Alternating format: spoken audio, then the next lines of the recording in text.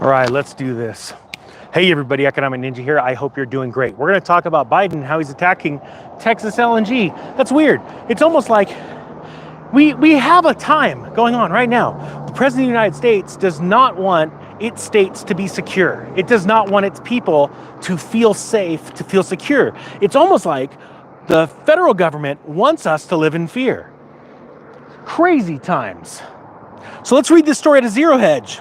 Industry insight, and I gotta throw a shout out to California, because at least California just does everything the president wants, right? They're not worried about the border crossings.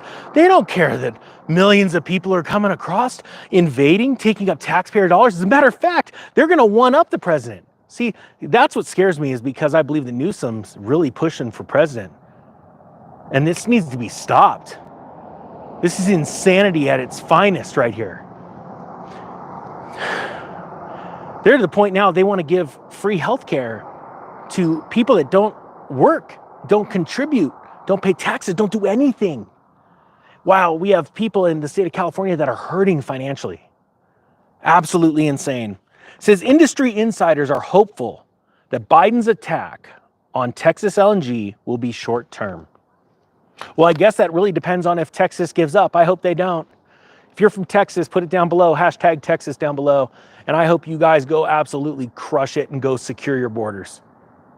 You're not only doing it for yourselves, you're doing it for us in different states. I thank you from the bottom of my heart. It says on Friday, the White House slapped Texas with a temporary pause on pending discussions of liquefied natural gas exports. This pause on new LNG exports approval is because the Biden administration sees climate crisis for what it is. The existential threat of our time. That's a straight up lie. This is because of what Texas is doing with its borders. Texas is the third largest exporter of LNG in the world, and it's becoming quite apparent radicals in the Biden administration are care very little about climate change, but instead, under the guise, are punishing Governor Greg Abbott for defying the federal government over the border crisis. Texas is the third largest exporter of LNG in the world, and it's becoming quite apparent that radicals, and this makes my blood boil, in the Biden administration care very little about it. It says in a statement on Friday, Manchin suggested the decision was based on political considerations instead of indisputable facts.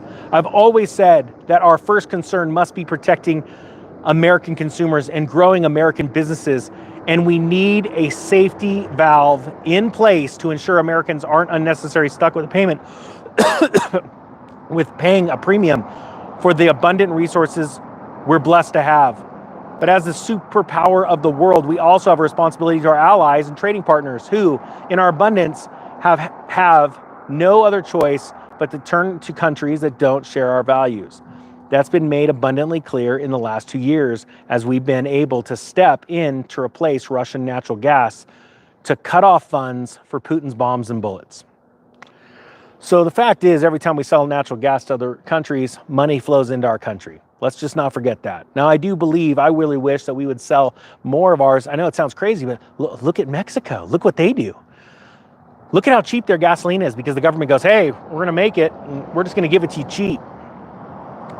Sell it to other people, make it really cheap for us. That's what the Biden administration should be doing. Yeah, still sell to other countries. Let's make some money, but let's make sure that LNG, gasoline, diesel is cheap in our country so that our people are taken care of. You know, put Americans first.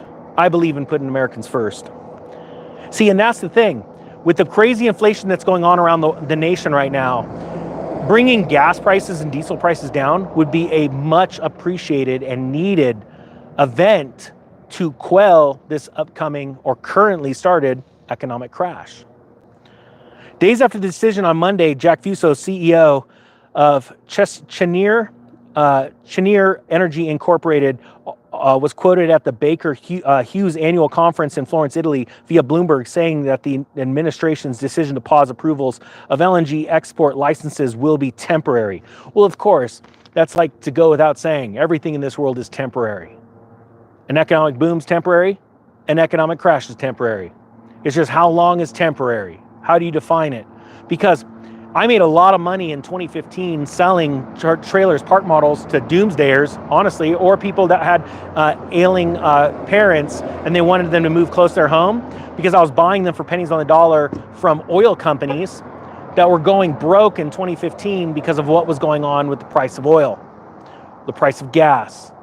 So the question is, at what point are you going to know that a temporary crisis can have long-term effects to the American society, the American public?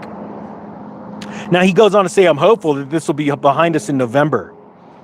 November? You freaking high? That's a long crisis. Whatever he might be, he's an elite. Mike Summers, president of the American Petroleum Institute, said the decision was probably the worst energy decision that Biden has made. Yeah, well, he's pretty good for doing lots of possible worse. I don't know if you've met that guy, the human Roomba.